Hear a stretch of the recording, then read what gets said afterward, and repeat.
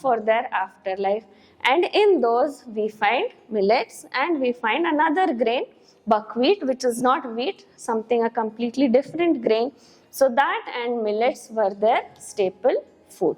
In other excavations also, in between the teeth, when they find the skeletal remains, you find millets stuck in between the teeth of the remains as well. So this proves to us that for centuries before the Green Revolution, staple grains of human beings were millets, which include, of course, the neutral grains and the positive grains. And there are not just, see, we discussed 5 positive millets. I'm not saying that is all are there. There may be so many more which have been forgotten, which we have lost, and so many more which we are yet to explore, which we are yet to research, and which we are yet to find the medicinal properties of.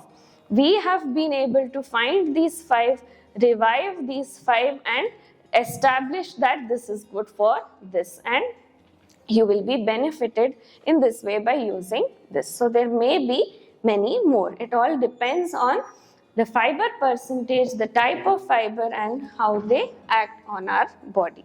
So that research is yet pending to be done.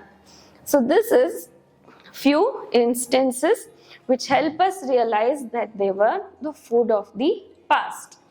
Why am I also calling it the food for the future? So all of you must be aware that this year, 2023, has been named as the International Year of Millets by the United Nations. The reason why our Prime Minister and all these nations have been promoting millets and their usage is for the sake of food security.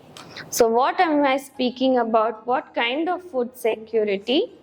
Due to global warming, since the temperature globally has risen by 2 degrees centigrade, there has already been a reduction of 20% in the production of wheat and rice. These water-intensive crops do not grow well in drought conditions in higher temperatures, and there is already a 20% reduction in their production. If the temperature increases by another 2 degrees centigrade, which is most likely to happen in the next 10 to 15 years, seeing the way we are continuing our activities, it is most likely that global warming is continuing, and a further increase in temperature of 2 degrees is going to reduce wheat and rice production to 50% of what it is now. And even if it reduces to 30-35% also, there is going to be a global food crisis. That is, if we continue to depend on rice and wheat as our staple food, there will not be enough grain to feed the existing population. Forget the increased population, even the existing population will not have food.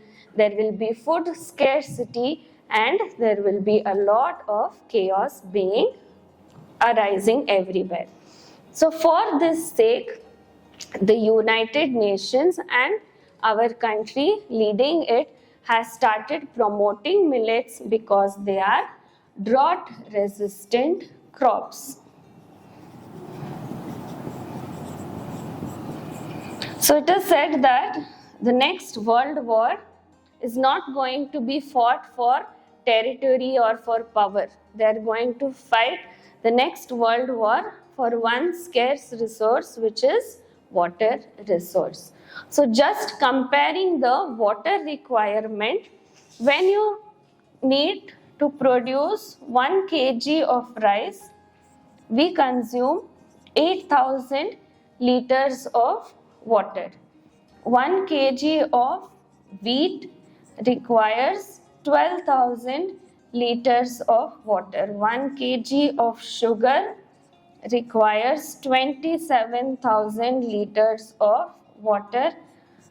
Same lines, 1 kg of meat requires 45,000 liters of water. So even in the big environmental summits, we often forget to talk about the carbon footprint of our food.